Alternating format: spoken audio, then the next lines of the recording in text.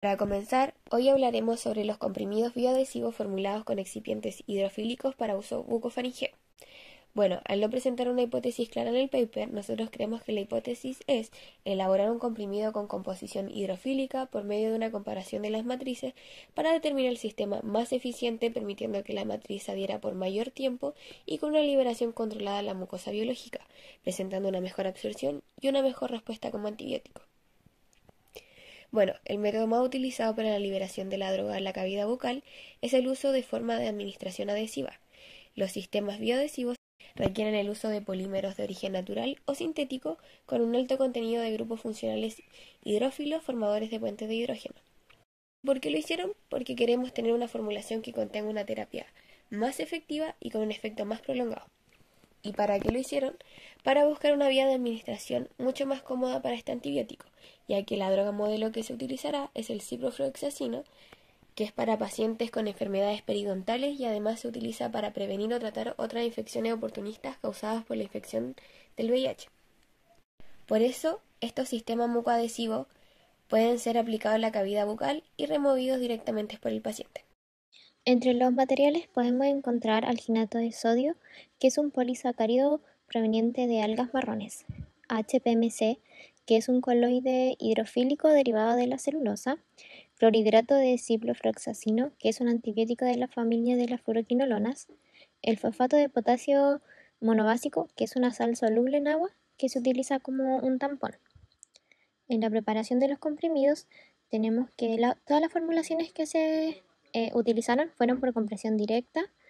Se usó un punzón plano de 1 mm y para todas las formulaciones se usó estearato de magnesio al 1% como lubricante. El primer estudio que se realizó fue el estudio de hinchamiento, que se partió pesando todos los comprimidos que se simbolizaron con la sigla P1. Se sumergieron en un fluido de símil salival por 1 litro de agua destilada y después de 8 horas los comprimidos fueron retirados para ser pesados, donde se simbolizan con P2. Los comprimidos que se hincharon se secaron durante 24 horas a 77 grados Celsius y se colocaron en un desecador por 48 horas más. Entonces, todo este proceso fue pesado y se le asignó la sigla P3. El ensayo de mucoadhesión ex vivo se realizó sobre una mucosa bucal porcina, donde el tejido bucal fue pegado en el fondo de los vasos de un equipo de disolución y los comprimidos fueron colocados en esta mucosa por 20 segundos. El ensayo se hizo con el fin de poder observar el comportamiento de cada uno de los comprimidos hasta una completa disolución o desprendimiento de estos desde la mucosa. Y por último tenemos el estudio de liberación in vitro, donde estos estudios de disolución se realizaron con el método de paleta, donde los comprimidos fueron pegados en el fondo de los vasos para poder estudiar su liberación por alrededor de 6 horas en un medio de disolución también símil salival a un pH 6,75. La determinación que se realizó fue cuantitativa del ciprofloxacino y fue mediante espectrofotometría UV con una longitud de onda de 271 nanómetros. En el estudio de cinéticas de liberación, los datos obtenidos de la liberación del principio activo fueron analizados mediante los modelos matemáticos de orden 0, orden 1, Higuchi y Korsmeier-Pepa, para así poder hacer una comparación entre las distintas formulaciones. N es el exponente de liberación, y tal como se muestra en la tabla, cuando el valor de n es igual a 0,5, su mecanismo de liberación va a ser una difusión de tipo Fickiana. Cuando n es igual a 1, va a ser una cinética de orden 0. Y cuando n es mayor a 1, va a ser un transporte supercaso 2.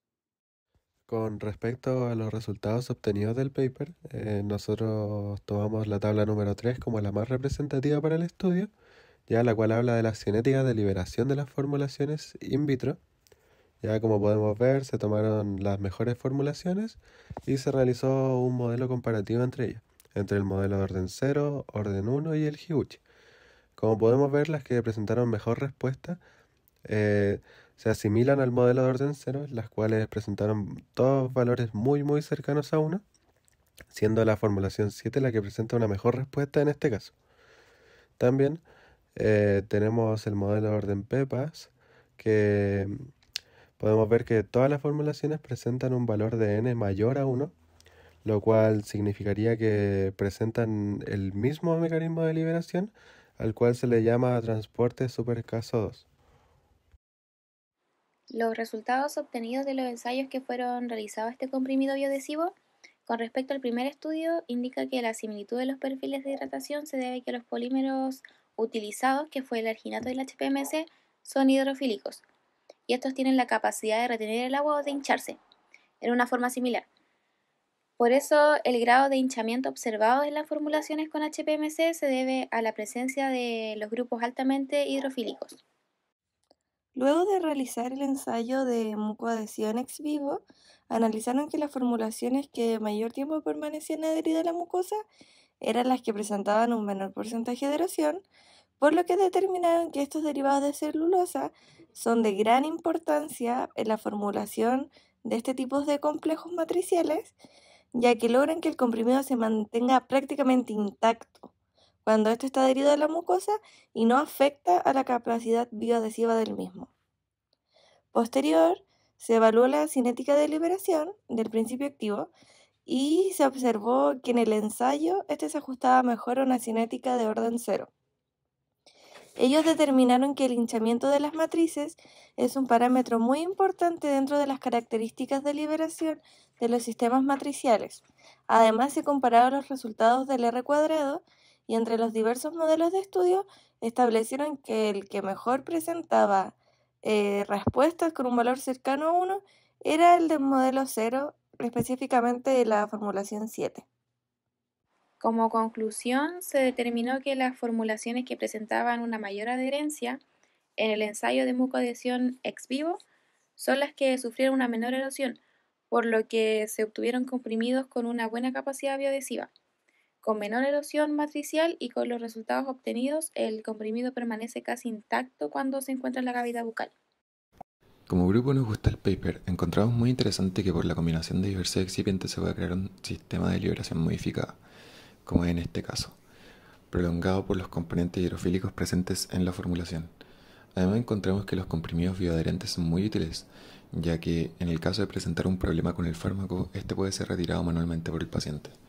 Dentro de las críticas que podemos hacerle al paper es que no presentan hipótesis y no determina claramente por qué se hizo este trabajo, solo explican cómo fue llevado a cabo y las conclusiones de dichos experimentos.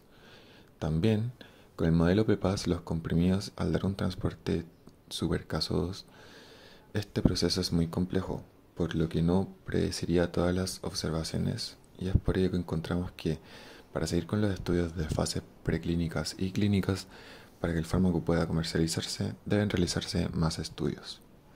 También consideramos, con respecto a los resultados del paper, de que podría presentar valores que le den una mayor confiabilidad al estudio, como sería en el caso del valor P o log P, el cual va a medir los grados de significancia en el estudio, ya que sin este valor se podría concluir de que existen valores mejores que otros.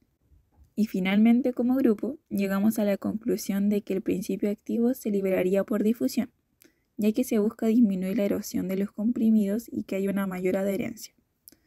Además, esto lo pudimos comprobar al buscar la solubilidad del clorhidrato de ciprofloxacino, ya que su solubilidad es moderadamente soluble, por lo que sería congruente que el principio activo se liberara por difusión.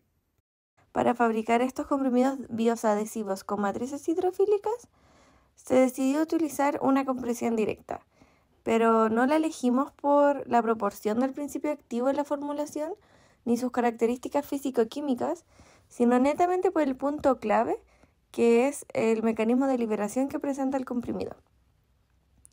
No se podría trabajar por granulación húmeda, ya que al estar en contacto con la solución aglutinante, esta se comenzaría a humectar el gel, por lo que la viscosidad se presentaría antes de que pueda ser administrado, perdiéndose así el sistema bioadhesivo cuando se forma la bola de nieve y no cuando éste esté en contacto con la boca con la saliva. Para poder realizar la compresión directa, primero es necesario pesar todos los componentes, luego tamizarlos para que tengan un tamaño de partícula similar, para que al momento de mezclarlo, esta mezcla no se agregue y sea homogénea.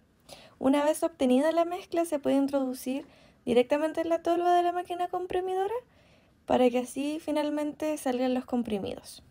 Muchas gracias por su atención. Esta ha sido nuestra presentación.